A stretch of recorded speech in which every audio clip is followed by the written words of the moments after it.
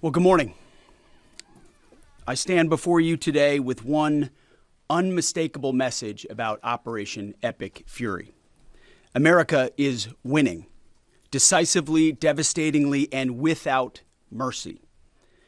Under the direct command of President Trump, the War Department unleashed this operation early Saturday morning, just 4 days ago, which means we need to remember two things. First, we are only 4 days into this. Metrics are shifting, dust is settling, and more forces are arriving. It's very early, and as President Trump has said, we will take all the time we need to make sure that we succeed.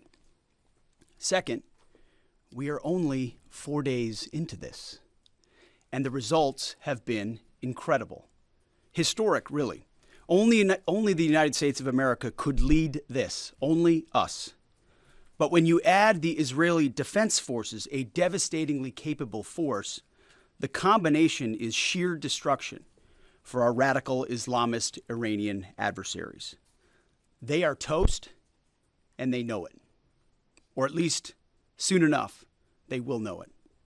And we have only just begun to hunt, dismantle, demoralize, destroy, and defeat their capabilities, just 4 days in.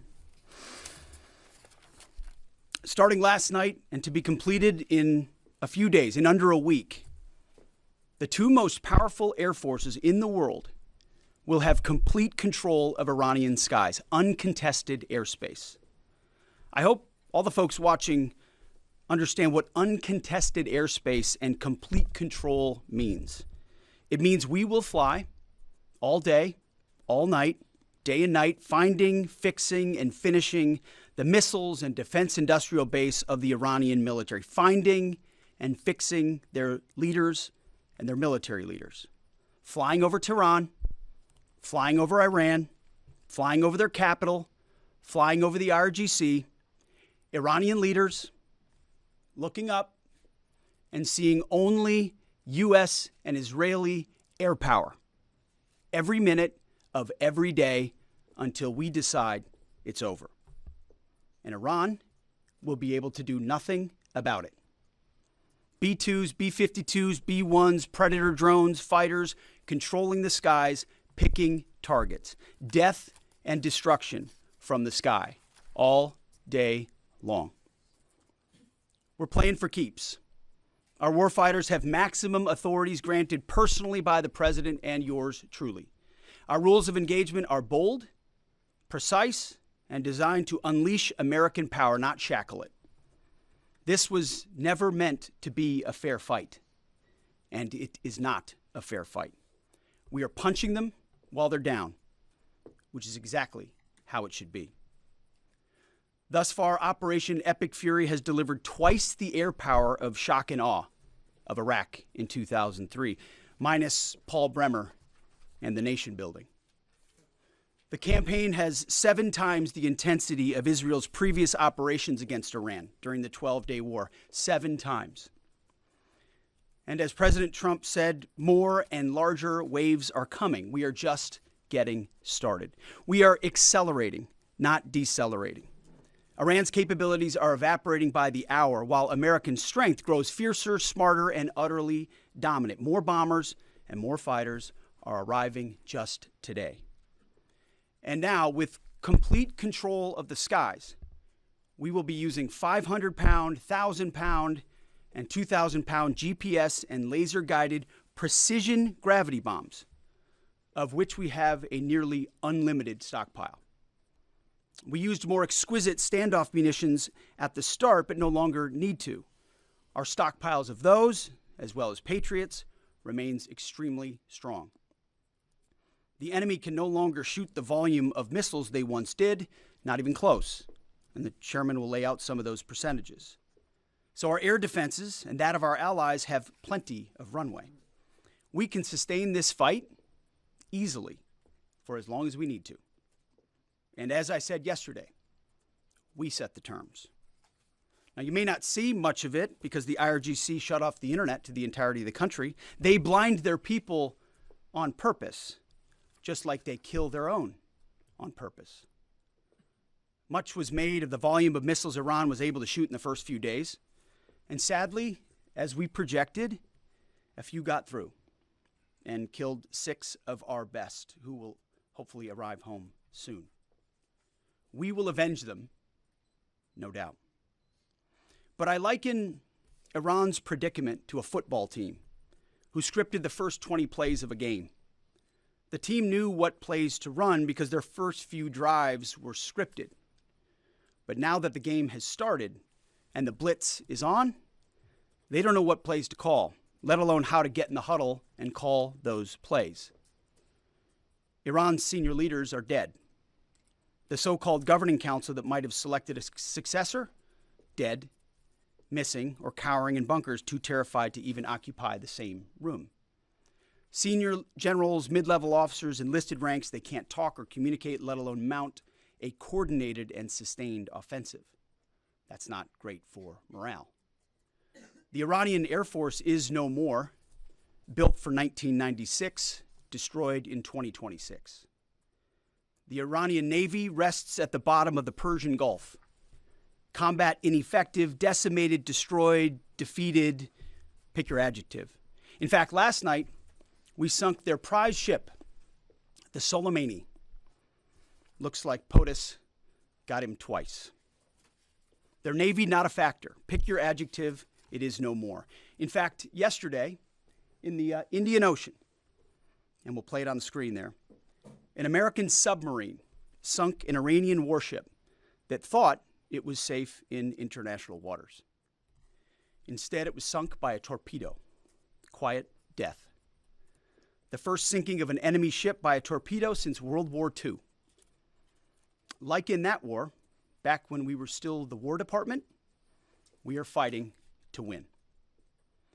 Also, yesterday, the leader of the unit who attempted to assassinate President Trump has been hunted down and killed. Iran tried to kill President Trump, and President Trump got the last laugh. Now, this is not a mission accomplished situation. This is simply a reality check. The combination of U.S. and Israeli intelligence and combat power will control Iran, and will control it soon. Sure, Iran will still be able to shoot some missiles, and still be able to launch one-way attack drones at civilian targets, and their proxies will attempt to attack our embassies, bases, and soft targets. They are terrorists, after all, and they need to target civilians because they can't fight toe-to-toe. But we will find them, and we will kill them. This is what the fake news misses. We've taken control of Iran's airspace and waterways without boots on the ground. We control their fate.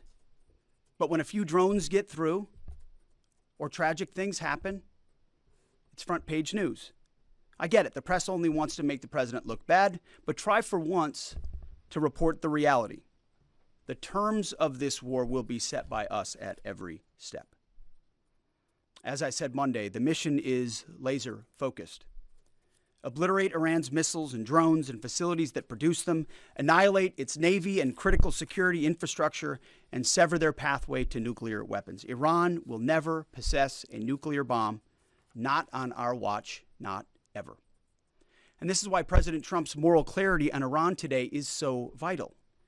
Unlike the past, where vague red lines and endless negotiations let Iran fund terror and inch ever so slightly toward a bomb, this president sees the threat plainly and acts decisively. No more half measures, especially when Iran is at its weakest.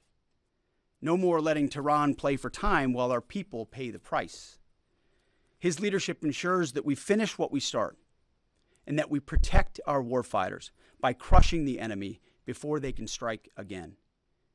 Our offensive operations, refined through months of relentless preparation, are unstoppable. And our defensive efforts are unprecedented. We have from the start put the protection of our troops ahead of everything else. Before we very publicly built up offensive combat power, we quietly ensured that our defensive posture and power was in place. And as we built up offensive combat power, we moved the vast majority of American troops over 90% of Americans that were on our bases, what we say off the X, out of the range of Iranian fire.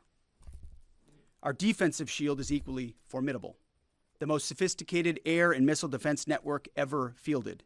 Thousands of Iranian missiles and drones have been intercepted and vaporized. Tens of thousands of American and allied lives protected. We have pushed every counter-UAS system possible forward, sparing no expense or capability. And like I said, this does not mean we can stop everything, but we ensured that the maximum possible defense and maximum possible force protection was set up before we went on offense. In closing, as President Trump told German Chancellor Merz yesterday, Iran negotiated in bad faith, stalling, scheming, and preparing to strike. And we acted decisively to defend our people, our interests, and our allies. President Trump took bold action, putting America first, the kind of bold action that the American people elected him to execute. To our steadfast partner, Israel, your mission is being executed with unmatched skill and iron determination. Fighting shoulder to shoulder with such a capable ally is a true force multiplier and a breath of fresh air. We salute your courage and your contribution. 4 days in, we have only just begun to fight. America fights to win, and in Operation Epic Fury, we are. May God's providence cover and protect our troops always. And with that, I turn it over to the chairman. Thank you, Mr. Secretary, and good morning, everyone. Thank you for being here. I'm here today to provide the American people and those of you in this room an update on Operation Epic Fury. First, it's with profound sadness and gratitude that I share the names of 4 of our 6 fallen heroes, all from the 103rd Sustainment Command, U.S. Army Reserves out of Des Moines, Iowa. Captain Cody Cork, Sergeant First Class Noah Tegens, Sergeant First Class Nicole Amore, and Sergeant Declan Cody. To the families of our fallen, we grieve with you today, and we look forward to welcoming your family members home at Dover in the coming days. Out of respect for the other families, we'll withhold the release of their names until next of kin notification is complete. And either myself or Admiral Cooper will release those names as soon as we can ensure that all of those families have been properly notified. To our Gold Star families, to our wounded warriors and their loved ones, we will never forget your sacrifice. Our nation stands with you, and we are eternally grateful for your courage, your resiliency, your devotion to this mission and to our nation. As the Secretary said, we're 4 days in, 103 hours into this campaign. The operation was again launched with clear military objectives designed to dismantle Iran's ability to project power outside of its borders, both today and in the future. First, we are targeting and eliminating Iran's ballistic missile systems to prevent them from threatening the U.S. Forces, partners, and interests in the region. Second, we are destroying the Iranian Navy, degrading its capacity, capability, and ability to conduct operations, not just in the Central Command AOR, but as the Secretary showed in the video, around the world. Third, we're ensuring Iran cannot rapidly rebuild or reconstitute its combat capability or combat power, and those phases will begin as the campaign continues. As of this morning, U.S. Central Command is making steady progress. Iran's theater ballistic missile shots fired are down 86% from the first day of fighting, with a 23% decrease just in the last 24 hours. And their one-way attack drone shots are down 73% from the opening days. This progress has allowed CENTCOM to establish localized air superiority across the southern flank of the Iranian coast and penetrate their defenses with overwhelming precision and firepower. We will now begin to expand inland, striking progressively deeper into Iranian territory and creating additional freedom of maneuver for U.S. forces. Let me explain a little bit about how we're thinking about staying ahead of the enemy. First, over the past several weeks, Admiral Cooper and the CENTCOM team have refined their operational approach to the region. Their planners identified key centers of gravity that would allow Iran to project power outside of its borders. They thought about how to isolate critical vulnerabilities and determined where, with precision, the greatest strategic effect could be achieved. As a result of this, CENTCOM is now shifting in day 4 already from large deliberate strike packages using standoff munitions at range outside an enemy's ability to shoot at us, now into stand-in precision strikes overhead Iran. As the Secretary said, this is a point of munitions transition from standoff munitions to stand-in munitions like Joint Direct Attack munitions, which are GPS-aided free-fall weapons, and other things like Hellfires, etc. This will allow the joint force to deliver significantly increased precision effects on the target. The throttle is coming up, as the Secretary said, as opposed to ramping down. This will allow us to maintain consistent pressure on the adversary over the coming days, disrupt their launch timelines, and impose cost every day around the clock. I know there have been a lot of questions about munitions. We have sufficient precision munitions for the task at hand, both on the offense and defense. But I want to tell you, teammates, as a matter of practice, I don't want to be talking about quantities. And I know there's been a great debate about that, and I appreciate the interest, but just know that we consider that an operational security matter. Let me flip to the map here. Hopefully I don't kill anybody with a laser pointer. As I mentioned earlier, and for you with the camera right there, my friend, I hope I don't ricochet off and hurt you. Over the initial days, the U.S. Joint Forces continued to attack and attrit ballistic missile capabilities as well as integrated air defense capabilities along the southern axis. Along the northern axis, Israel and the Israeli Air Force has predominantly been working integrated air defense targets along the northern flank, as well as medium-range ballistic missile capability as well. From the sea, the USS Ford has continued to project combat power here, as well as the bomber pulses that we talked about in the opening days of this briefing.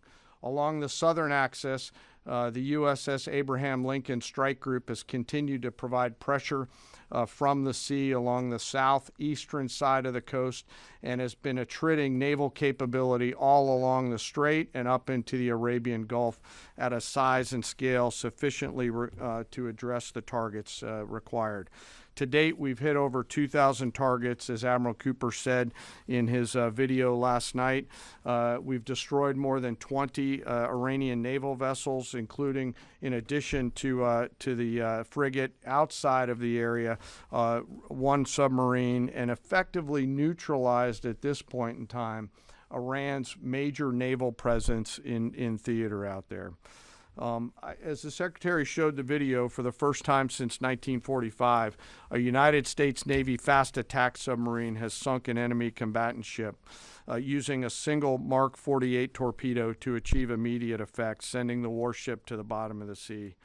I want to remind everybody that this is an incredible demonstration of America's global reach. To hunt, find, and kill an out-of-area deployer is something that only the United States can do at this type of scale. Over the next 24 to 48 hours, CENTCOM will continue to strike infrastructure and naval capability, and will continue to assess our progress against the military objectives. It does take time for us to collect that information and to assess en route. Much of our intelligence, surveillance, and reconnaissance capability is currently hunting and killing ballistic missile launchers and one-way attack capability. We're precise in that assessment, and we call balls and strikes in that assessment. We take that matter seriously. Iran, on the other hand, has been indiscriminate and more imprecise in their attacks. They fired more than 500 ballistic missiles and more than 2,000 drones, striking innocent civilian targets throughout the region. Our partners are answering the call to defend themselves right alongside us. Jordan, Bahrain, Saudi Arabia, the UAE, Qatar, and Kuwait are all defending their people with their own combat capability, with precision and restraint. Jordanian air defense crews recently intercepted a cluster of Iranian one-way attack drones headed to Amman. Bahrain's air defense forces shot down an inbound drone approaching Manama's maritime infrastructure, protecting both their population and critical shipping lanes. Saudi Patriot batteries stopped a salvo of ballistic missiles aimed at energy facilities near Dhahran. The UAE neutralized multiple drones targeting Abu Dhabi's industrial zone, demonstrating speed and precision. And Qatari fighters for the first time have shot down 2 Iranian bombers that were en route to their location. Together, these nations are helping to defend themselves and project power as required against the enemy. We're 100 hours in. It's still very early, as the Secretary said, but the balance is shifting. We've always got to remember that these operations are complex, dangerous, and far from over. Our soldiers, sailors, airmen, Marines, Guardians, and Coast Guardsmen remain in harm's way, and we must be clear-eyed that the risk is still high. This is combat. Let us never forget this. As we continue, I ask that we hold all of our deployed teammates in our thoughts, those standing the watch, flying the sorties, sustaining the fight, and carrying our nation's burden. And I'll stop where I started, and that's remembering our 6 fallen who will return home as soon as possible. I remain humbled, grateful, inspired by every day the valor and professionalism of our joint force. They are quiet professionals through and through, out there doing America's work through the day and through the darkness. And with that, I'll take your questions along with the Secretary. Go ahead. What do you assess the enemy's control and command status is right now? And can you broadly describe our decisive point in this operation? Well, I won't describe the decisive point in the operation because that would tell the bad guys what it was. That's a good question, though. I appreciate the question. There's C2 structures in a bad way. Admiral Cooper's been continuing to pressure C2 at the IRGC C2 and other military elements, and will continue to do so. Thank you for the question. Thank you, Secretary Hegseth. Mary Margaret with the Daily Wire. Couple questions for you and then one for General Kane. Can you tell us more about how we took out the leader who was the leader of the group that was trying to assassinate President Trump? And then Turkey's defense ministry says NATO air defense systems intercepted an Iranian ballistic missile headed towards Turkish airspace. Could this trigger NATO's Article 5, and was it the U.S. who shot it down? On the first question, we've known for a long time that Iran had intentions on trying to kill President Trump and or other U.S. Officials. And while that was not the focus of the effort by any stretch of the imagination, in fact, never raised by the president or anybody else, I ensured and others ensured that those who were responsible for that were eventually part of the target list. It wasn't the beginning of the effort. We were focused on missiles and launchers, and that's the focus. But ultimately, if we had the opportunity to get at those who are trying to get at Americans specifically, we would. And so we eventually had the opportunity to do that from the air. And then on the matter with Turkey, I'll have to get back to you on exactly what the intercept looked like at that. We're aware of that particular engagement, although no sense that it would trigger anything like Article 5. No. Tie right there. You got a tie on. Yeah. Thank you. Tom Bateman with the BBC. Can you give us an update on what the administration knows, what you know now about the reported strike on a girls' school in southern Iran on Saturday? All I can say is that we're investigating that. We, of course, never target civilian targets, but we're taking a look and investigating that. Red tie in front. Just on the basis that with the information you would have, your reconnaissance abilities, ability to gather information, I mean, it's several days on now. So is there any clarity on whose munition this was? We're investigating it. Thank you. Secretary, so there are reports that the administration is considering arming Iranian Kurdish groups. So could you please clarify that whether any such plan has been authorized and whether Congress or regional partners has been notified and consulted? All I would say is none of our objectives are premised on the support or the arming of any particular force. So what other entities may be doing, we're aware of, but our objectives aren't centered on that. Green, right there. Thank you, Mr. Secretary. Mike Lynn, Washington Times. Can you talk a little bit about the deconfliction process that's going on? You have two parallel operations, Epic Fury and Roaring Lion. How are you making sure they're not interfering with each other? Sure, I'm happy to take that. Thank you for the question. We have liaison officers on both sides. There are U.S. CENTCOM teammates out in Israel, and there are Israeli Defense Force teammates at the relevant command and control nodes within the U.S. CENTCOM enterprise. Routinely, Admiral Cooper is talking to the IDF Chief of Defense, and I will occasionally speak to him through the arc of this. I've spoken to him a few times already. That allows us to coordinate, integrate, and synchronize activities while maintaining separate efforts. And when I said a breath of fresh air, I really meant it. Usually it's us with some ancillary benefits from allies who are maybe willing but not as capable. When you have both the will and the capability of an ally that can really bring things to bear, we take certain targets, they take certain targets, and when you coordinate it, it has incredible effects. Right here. Secretary Hegseth, with respect to House Minority Leader Hakeem Jeffries' statement that the Iran mission will end in failure, what kind of message does that send to our enemies, and what does it do to the motivation of our troops? Well, I've been through that movie before with the Democrats rooting against the country. Our generation saw that in our battlefields. I think it's pretty unprecedented and unfortunate that it would occur 4 days in to an operation where, as the chairman laid out, America's best are operating in an incredibly challenging environment where they're having incredible success, but they're meeting a determined adversary. And he's been privy to briefs that we've provided. He knows how effective this has been. He's being disingenuous, which we're used to. Right here. Thank you for taking my question. Heather Mullins, Lindell TV. One of the questions I have is just really regarding the intelligence that indicated that this was something the U.S. had to get involved with at the time that you guys did. We had Operation Midnight Hammer back in June. We obliterated their nuclear facilities. What was the intelligence that suggested that somehow they became a threat once again that required us to get involved with Operation Epic Fury? I appreciate the question. The evidence in front of us since the 12-day war was that Iran had no intention of actually negotiating a nuclear deal that truly meant they did not have a pathway to the nuclear bomb. And they had a moment.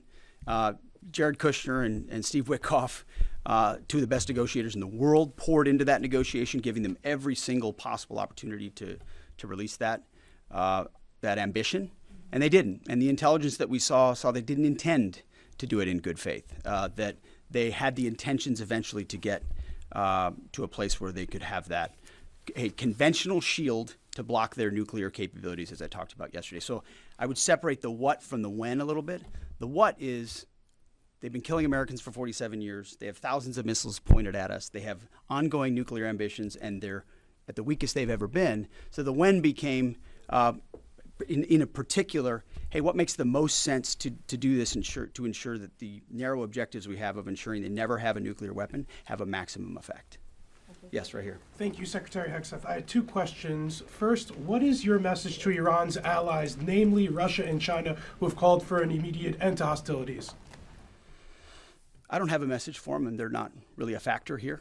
And our issue is not with them. It's with the nuclear ambitions of Iran. Absolutely. And are any so-called fully autonomous weapons or other AI tools being used in Operation Epic Fury?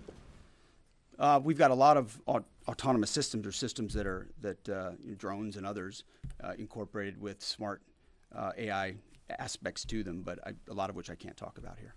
Yeah. Yellow, right there. Yes, ma'am.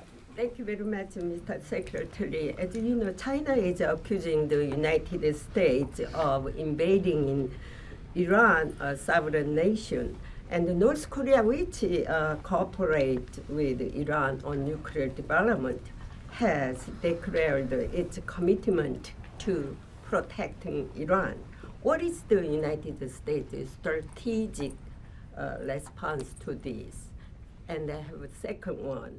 How many allies joined with the United States to fighting against Iran? Do you have any numbers? Well, I think what you're seeing right now is a response in the region to the belligerence of Iran and the willingness of them to target civilian airports, civilian hotels, civilian locations, civilian oil infrastructure of their Gulf neighbors who would have preferred not to be in conflict, didn't want to, but now realize that this is something that has to be dealt with. So whether it's UAE or Qatar or Bahrain or Kuwait or Saudi, on different levels, they're reaching out to us, whether they're going on offense, which they are, whether they're giving us additional access, basing, and overflight.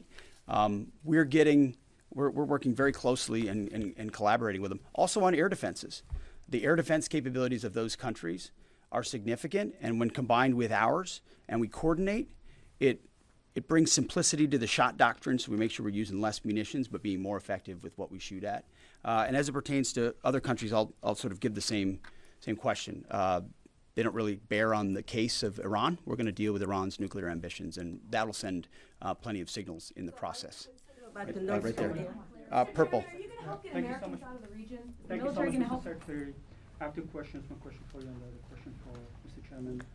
You ruled out that you are not engaging with the Kurdish forces, Iranian Kurdish forces, to incursion from the Kurdistan region to Iran. But now and today, Iranian said that under threatening the Kurdistan region, they said clearly if there is any incursion from the Kurdistan region, they will attack all the Kurdistan region and go war with the Kurdistan region. What's your comment on that? And a question for Mr. Chairman, given comments that the U.S. forces might be deployed if necessary, under what specific conditions would you determine that deploying U.S. boots on the ground is necessary, and how would such a decision support and advance your stated strategic goals? Well, I'm not going to comment on U.S. boots on the ground. I think that's a question for policymakers, and I don't make policy, I execute policy. I will say on the question in the back corner about helping Americans get out, first, it's a great opportunity to encourage everybody in the region to go to the State Department and register. Secretary Rubio's been trying to get that word out, and I'd ask you to help us with that, to have folks register. We've also opened up space available seats as C-17s and other airplanes come in to try to help folks get out. But that's really a State Department matter. But to answer your question, that's what we've been doing. Absolutely. Last question right here. Secretary Hegseth, thank you. Reagan Reese with the Daily Caller.